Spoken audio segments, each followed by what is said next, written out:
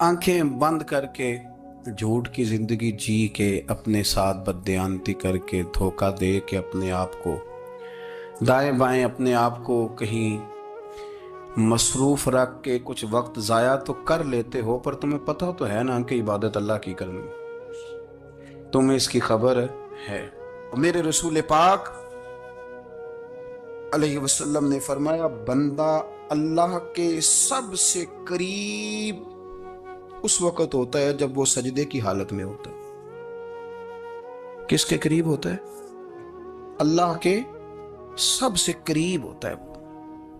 वो बड़ा नेड़े है रब के, बड़ा करीब है, इसलिए कि वो हालत है सजदा में। वो जब सजदे करता है ना, उसकी बारगाह में जब झुक जाता है, आप जरा सजदे की कैफियत देखें ना, जुबान भी यहाँ है, आंख भी यहाँ है, कान भी, अकल भी सारी, इसने सारा कुछ रख दिया सजदे। आप वो कभी पीछे जाए तो देहातों में कहा जाता था, नाक से नकीरें निकालो, बहुत बड़ी सजा होती थी ना, नाक से नकीरें निकालो, बड़ी सजा होती थी। तो इसने कहा, मालिक मुझे किसी ने कहा नहीं, पर देखना मैंने रख दी सारी अकल सजदे में, और रख के कहा क्या, सुभान रब्बी या अल्लाह, अल्लाह मैं पस्त हूं तू आला है, अल्लाह तू मेरा रब है और तू सबसे आला। इतना, और फरमाया जब ये इस कैफियत में होता है तो फिर ये अपने रब के करीब होता। मेरे नबी करीम अलैहिस्सलाम ने मुसल्ले से दिल लगाने का दर्स दिया, हुजूर ने तवज्जो दिलाई। सहाबा इस ज़ौक़ के हामिल लोग थे, वो कोशिश करते थे। जनाब सिद्दीक़ अकबर रज़ी अल्लाह ताला अन्हु का इबादत का मिजाज हमेशा कायम रहा। हज़रत उमर फारूक सारी सारी रात अल्लाह के हुजूर खड़े रहे।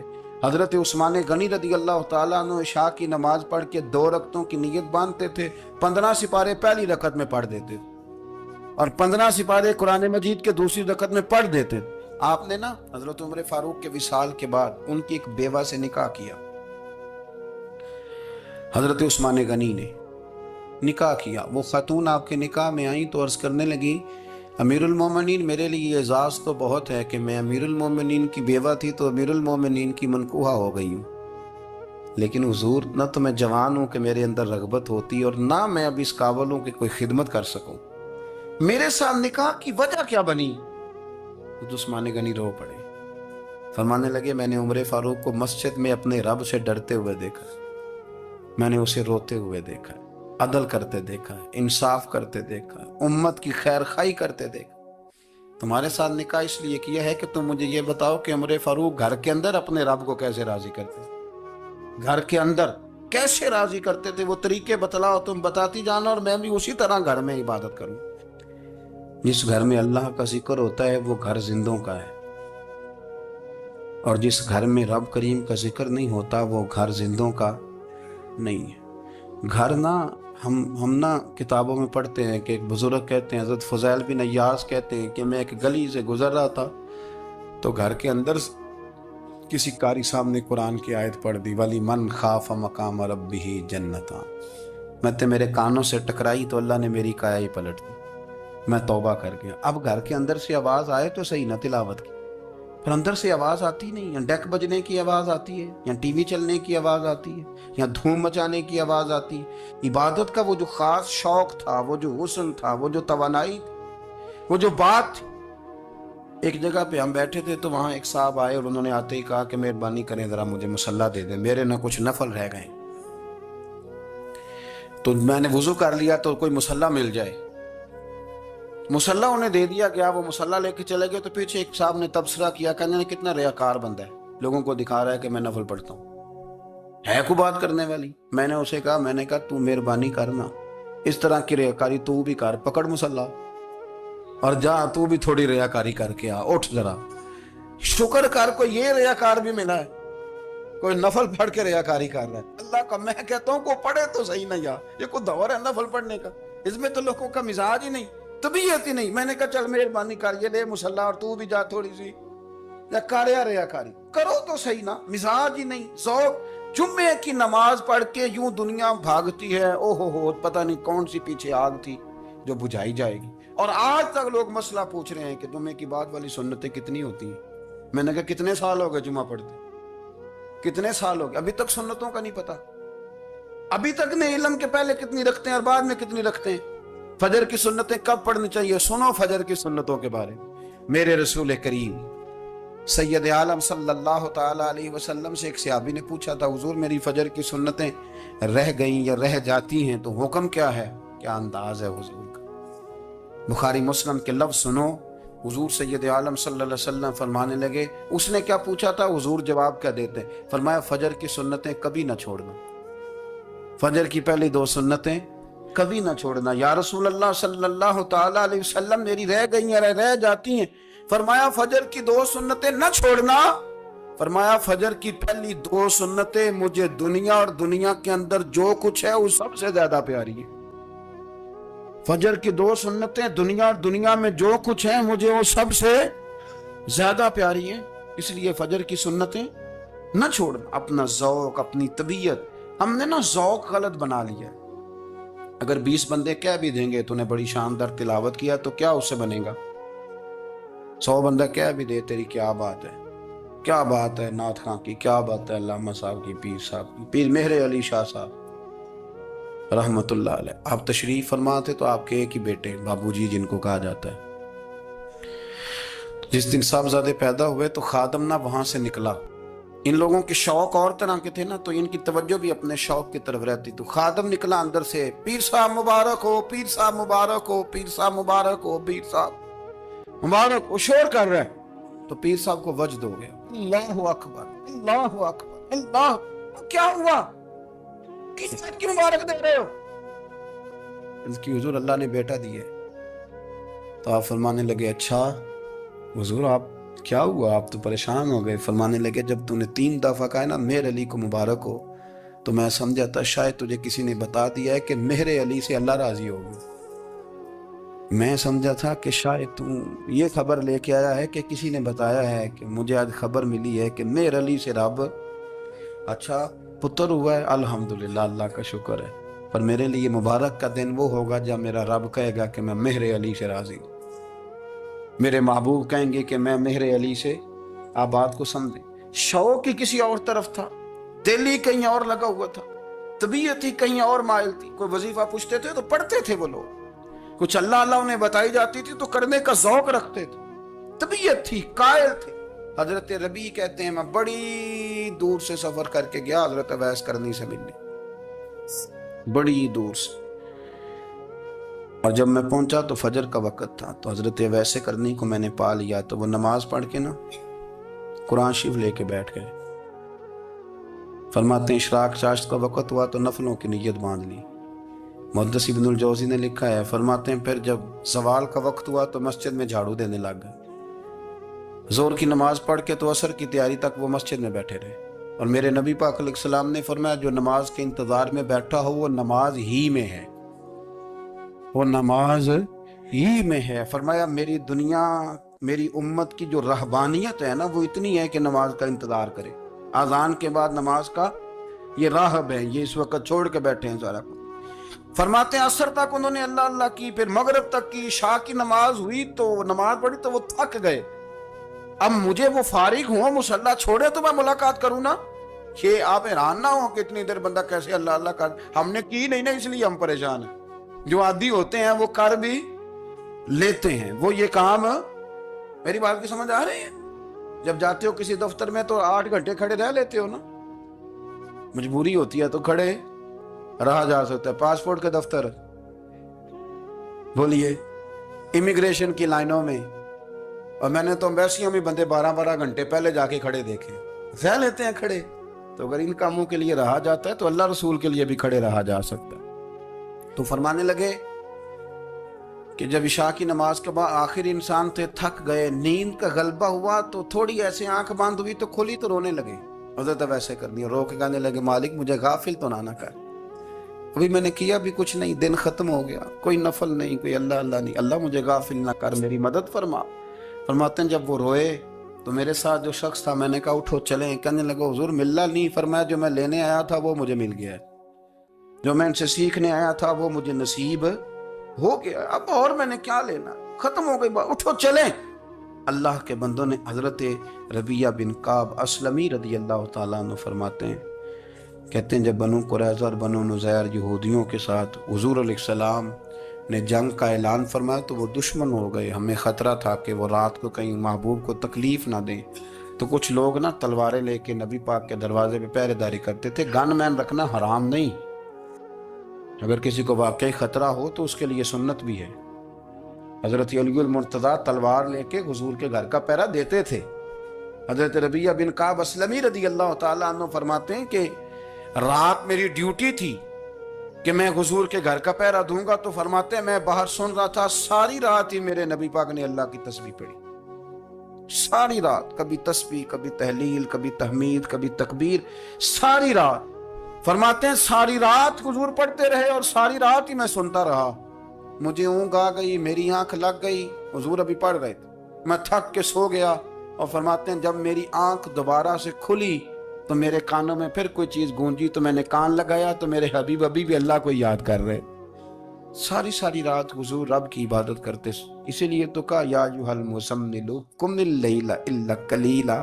حبیب ساری رات تو نہ جاگا کر، تھوڑا آرام بھی کر لیا کر. میرے بھائی اپنا مصلی، اپنی عبادات، اپنے وظائف، اللہ اللہ جو آپ نے کسی سے سیکھی ہے اس کو کبھی کمزور نہ ہونے دیں.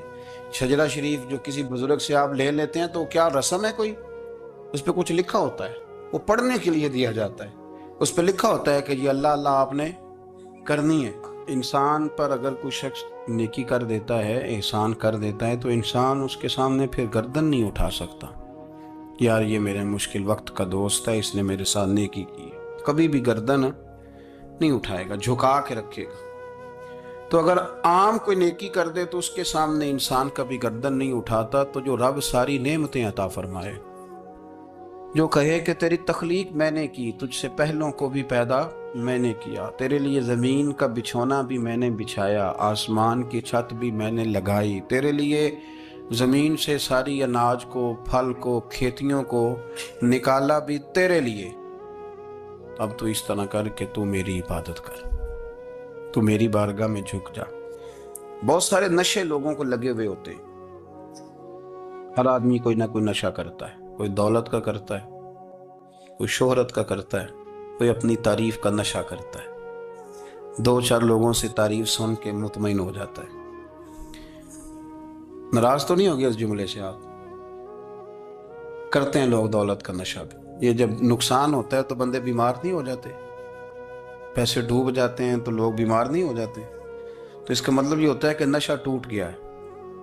بہک ہوئے ہیں نا تھوڑے سے تو کانپتے ہیں، تڑپتے ہیں، پریشان. نشہ ہی اسی طرح ہی کرتا ہے نا، نہیں ملتا تو پریشان ہوتا ہے. یہ سارے نشے ہیں، مختلف قسم کا نشہ. ہم مانتے نہیں اس بات کو، تسلیم نہیں کرتے، کیونکہ تسلیم کرنا بڑا مشکل کام ہے. اس کے لیے تو بڑی ساری چیزیں جو ہیں وہ دبوچ کے اور بڑی سارے رستے پھلانگ کے آنا پڑتا ہے. تو بڑا مشکل ہے ماننا، ورنہ کرتے ہیں ہم. ہمارا مزاج ہے. یہ گھومنے پھرنے کا، دنیا دیکھنے کا بھی ایک نشہ ہے. یہ بہت ساری باتیں کرنے کا بھی ایک نشہ ہے. گپ شپ کا بھی ایک نشہ ہے. دو چار لوگوں کی جب تک پگڑیاں نہ کھول لیں، بعض لوگوں کو نیند نہیں آتی. یہ غیبت کا، چغلی کا، بددیانتی کا، یہ بھی ایک نشہ ہے. اس پر ملا رومی رحمت اللہ نے بڑا کلام لکھا ہے. وہ کہتے ہیں مانگ کے کھانے کا بھی نشہ ہے، مانگ کے کھانے کا بھی نشہ ہے. وہ کہتے ہیں کہ ایک بھیک مانگنے والی خاتون تھی، تو بادشاہ کے پاس بھیک مانگنے آئی تو بادشاہ کو پسند آ گئی، اس نے شادی کر لی. اب اس کو عادت تھی بھیک مانگ کے کھانے کی، تو وہ کنیزوں سے کہا کرتی تھی کہ فٹافٹ نہ روٹی لے کے آیا کرو، میں 2-3 دفعہ مانگوں تو پھر لایا کرو. کیونکہ ایک نشہ ہے نا، تو میں مانگوں 2-4 دفعہ تو پھر. تو انسان بہت سارے نشے کرتا ہے، یہ مانتا نہیں. یہ موبائل، یہ فیس بک، یہ سارے نشے ہی ہیں. اپنی فوٹو لگا لینا، سارا دن اسی کو دیکھتے رہنا. اور بڑے بڑے سیانے بندے جو وزادار ہیں، بڑے وزادار لوگ ہیں، لیکن وہ بھی سنجیدگی کے قائل نہیں، اس طرح کے نشوں کا شکار ہیں. یہ سارے نشے ہیں جو ہم نے پال لیے. ہمارے صوفیاء، ہمارے بزرگ فرماتے ہیں کہ تم اس طرح کرو، اگر سارے نشوں سے بچنا چاہتے ہو تو سجدے کا نشہ شروع کرو. سجدے کا نشہ شروع کرو. یہ نا اقبال کہتے ہیں، عطار ہو، رومی ہو، رازی. آپ بات کو سمجھیں، عطار ہو، رومی ہو راضی ہو غزالی ہو کچھ ہاتھ نہیں آتا بے آہ سحر گاہی. کہتے بہت بڑا صوفی ہو جیسے فرید الدین عطار تھے، بہت بڑا تصوف کا امام ہو جیسے امام غزالی تھے، بہت بڑا تفسیر کا استاد ہو جیسے امام رازی ہو، عطار ہو رومی ہو رازی ہو غزالی ہو، پر کچھ ہاتھ نہیں آتا بے آہ سحر گاہی. اگر سویرے اٹھ کے روتا نہیں نا اللہ کی بارگاہ، اگر تہجد نہیں نہ پڑھتا تو کچھ ہاتھ نہیں آتا بے آہ سحر گاہی. پھر اس کو کوئی چیز نصیب، میری بات کی سمجھ آ رہی ہے آپ حضرات؟ جب تک آپ سویرے نہیں اٹھتے، آپ اللہ اللہ نہیں کرتے، آپ کو نوافل کا چسکا نہیں، عبادت کا مزہ نہیں، فرمایا میری عبادت کرو، یہ شوق پیدا کرو، میں نے تمہیں پیدا کیا ہے. ہم لوگوں کے نشے مختلف نشے، بڑا عجیب رنگ ہے. محفل کی صدارت کرنے والے بڑے پیر صاحب، بڑے القابات، بیچ میں سے بندہ تلاش کرنے سے بھی نہیں مل رہا، اتنے بڑے لقب ہیں اس کے. لیکن وہ سج سنور کے 2.5 گھنٹے بیٹھا رہا محفل میں، اور نماز کا وقت آیا تو اس نے مختصر سی پڑھی، وہ نکل گیا. ہلکے سے سجدے کیے. اتنا بڑا عشق رسول نعت کا، ہو کیا بات ہے. اور عشق رسول کا بہت بڑا پیغامبر، بہت بڑا مبلغ، وہ بیچارہ سمجھ ہی نہیں سکا کہ اللہ کے رسول نے فرمایا تو نماز پڑھ میری آنکھیں ٹھنڈی ہو جائیں گی. تو یہ نشے کے عادی تو ہیں پر حقیقت کے قائل نہیں ہیں. یہ بس ٹھیک ہے خوابوں کی دنیا میں لوگ زندہ ہیں، پر جن کو یہ جو نشہ تھا نا عبادت کا، یہ میرے رسول پاک کی چاہت ہے، یہ میرے نبی کریم علیہ السلام کی. آپ دیکھیں نا حضور مہینوں جا کے غار حرا میں بیٹھتے، کیا وہاں تبلیغ کرتے تھے؟ کوئی کتاب لکھتے تھے؟ رسول کریم علیہ السلام مہینہ رہتے غار حرا میں. کوئی نہ مجھے دیکھے، کوئی نہ مجھے ملے، حضور یہاں کیا ہے؟ فرمایا میں اپنے رب کی عبادت کروں گا. نبی کریم علیہ السلام نے سجدوں کے ساتھ پتھروں اور پہاڑوں کو آباد کر دیا، سجدوں کے ساتھ. آپ کا سجدہ آپ کو بہت ساری چیزوں سے چھڑا لیتا ہے، یہ بہت ساری جگہوں سے جھکنے سے بچا لیتا ہے. صوفیاء اولیاء یہ کیا کرتے تھے؟ یہ سجدے کا ذوق ہی تو پیدا کرتے تھے. سجدے کا ذوق. شاہ عبد العزیز دباغ رحمت اللہ تعالی علیہ اپنے مریدوں سے فرمایا کرتے تھے کہ اگر تم پکے نمازی بن جاؤ نا، تہجد گزار ہو جاؤ، تو میرے پاس آنا جانا چھوڑ دینا. عرض کی حضور کیوں؟ فرمایا میں تمہارے اور رب رسول کے راستے میں رکاوٹ نہیں بننا چاہتا، اور میرا مقصود ہے تمہیں وہاں تک پہنچانا. جب پہنچ گئے تو پھر میری ضرورت ختم ہو گئی. ہاں کبھی وسوس آئے، شک پیدا ہو، تکلیف ہو تو آنا.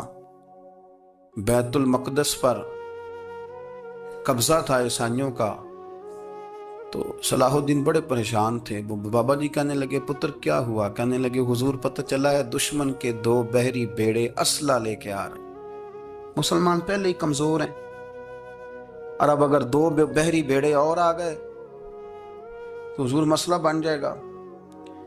تو میں پریشان ہوں کہ کس طرح یہ کم مسئلے والی ہماری فوج ہے کیسے مقابلہ کرے گی. تو بابا جی کہنے لگے پتر اس طرح کرنا، آج رات تو بھی دعا کرنا اور میں بھی کروں گا، تو بھی دعا کرنا. آپ ناراض نہ ہونا، ہم تو پیروں والے ہیں، ہم تو پیروں کے نوکر غلام ہیں، ہمارا تو گزارا ہی نہیں، ہمیں تو ملتا ہے سارا کچھ وہاں سے. پر میرا سوال یہ ہے کہ تعویذ لینے جاتے ہو نفل کیوں نہیں پڑھتے؟ رات اللہ اللہ کیوں نہیں کرتے؟ یہ بھی تو ہمارے بزرگوں کا ہی طریقہ ہے، انہوں نے تو ہمیں سکھایا ہے. صلاح الدین ایوبی سے بزرگوں نے کہا کہ رات آج نا اللہ اللہ کرنا، تو میں تیرے لیے دعا کروں گا، تو بھی دعا کرنا. تو بندہ جب دکھی ہوتا ہے تو سجدہ کرتا ہے، تو پھر ہی تو مصلی بھیگ جاتا ہے، پھر ہی تو مزہ آتا ہے. سکھی بندہ تو کعبے جا کے نہیں روتا. دکھی تھے، تکلیف تھی، تو سر رکھا سجدے میں تو تڑپ گئے. اور وہ بابا جی کہتے ہیں میں مسجد آیا تو صلاح الدین چیخے مار کے رو رہا تھا اور کہہ رہا تھا مالک میں کوئی اپنی شان کے لیے تو نہیں نہ لڑ رہا، اللہ کو میں کوئی قبضوں کے لیے تو نہیں لڑ رہا، مالک تیرے لیے لڑ رہا ہوں، مجھے بے آبرو نہ کرنا، میری مدد فرمانا. کہتے ہیں میں آیا تھا کہ مسجد میں دعا کروں گا، پر صلاح الدین ایوبی کو روتے دیکھا تو میں لوٹ گیا. تو سویرے صلاح الدین ملے تو بڑے خوش تھے. میں نے کہا پتر کیا ہوا؟ کہنے لگے حضور وہ بحری بیڑے 2 آ رہے تھے نا اسلحہ لے کے، دونوں ڈوب گئے پانی میں. پانی میں ڈوب گئے تو بابا جی کہنے لگے صلاح الدین وہ پانی میں نہیں ڈوبے، وہ تیرے آنسوؤں میں ڈوب گئے، وہ غرق ہو گئے، وہ جو تو نے مسلح بات کیا تو وہ تیرے آنسوؤں میں ڈوب گئے، وہ غرق ہو گئے، وہ تباہ، اتنے قیمتی تھے تیرے آنسو کے بہا لے گئے دشمن کے بحری بیڑوں کو۔ میرے بھائی ٹھیک ہو گیا جی، میرے عزیز سمجھ لیں اس بات کو ہمیشہ کے لیے، اور اس پر غور کر لیں اچھے طریقے سے کہ میرے رسول کریم سید عالم صلی اللہ علیہ وسلم نے نا ہماری توجہ دلائی، حضور نے ہمیں بتلایا، ہمارا ذوق بڑھایا عبادت کی طرف۔ ایک صحابی تھے حضرت ابو فاطمہ رضی اللہ تعالیٰ عنہ، یہ ترمذی شریف کی حدیث ہے۔ نبی پاک علیہ السلام نے فرمایا ابو فاطمہ قیامت کے دن مجھ سے جلدی ملنا چاہتے ہو کہ دیر کے ساتھ؟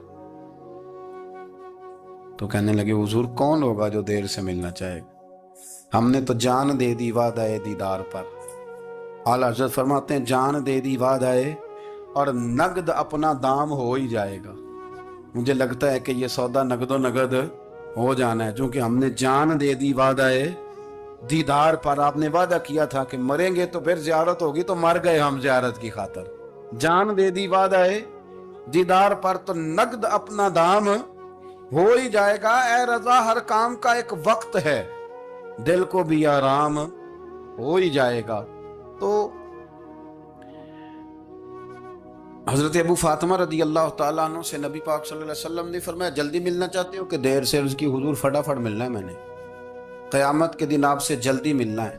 تو نبی پاک علیہ السلام نے فرمایا پھر اس طرح کرنا، دنیا میں رہ کے سجدے زیادہ کرنا، پھر سجدے زیادہ کرنا، قیامت میں ملاقات جلدی ہو جائے، قرب ملے گا تمہیں۔ اپنے بچوں کے اندر دیکھیں نا، ہم شوق پیدا کرتے ہیں، ہمیں صحیح لفظ نہیں بولنے آتے پر ہم بچوں میں شوق پیدا کرتے ہیں کہ پتر ڈاکٹر بن جائے گا تو بڑا نفع کرے گا، تو لوگوں کی خدمت کرے گا، ملک و ملت کی خدمت کرے گا، تیرے ابا کا نام روشن ہوگا، تیرے دادا کی تعریفیں ہوں گی۔ ہم یہ ذوق پیدا کرتے ہیں، ہم اپنے نوجوانوں کے اندر یہ فکر پیدا کرتے ہیں، انہیں ہم سمجھاتے ہیں کہ میاں جب تم پڑھو گے، محنت کرو گے تو فلاں آدمی کی طرح تمہارا نام ہوگا۔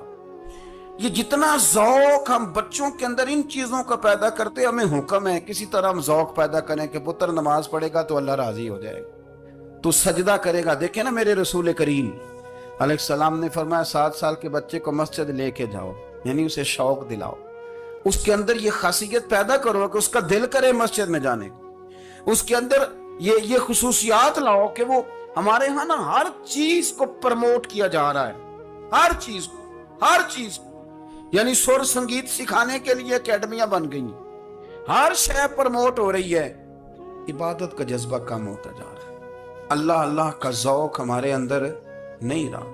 اور اتنا مشکل ہم نے اپنے لیے بنا لیا ہے کہ وہ بندہ جو بڑی زبردست مذہبی گفتگو کر رہا تھا اور تگڑی بات کر رہا تھا، کیا بات ہے، لیکن نماز کے بارے میں کمزوری دکھا جاتا ہے، نوافل کے بارے میں وہ چپکے سے نکل جاتا ہے۔ امام احمد بن حنبل رحمۃ اللہ تعالی علیہ، مسند امام احمد بن حنبل 14 جلدوں میں ہے مارکیٹ میں، اور مجھے تو خیر پسند ہی بڑی ہے، میں نے تو کئی دفعہ پڑھی ہے۔ اور کیا بات ہے امام احمد بن حنبل کی، کیسے تگڑے قسم کے محدث تھے، اور اللہ نے کتنا انہیں اعزاز عطا فرمایا ہوا۔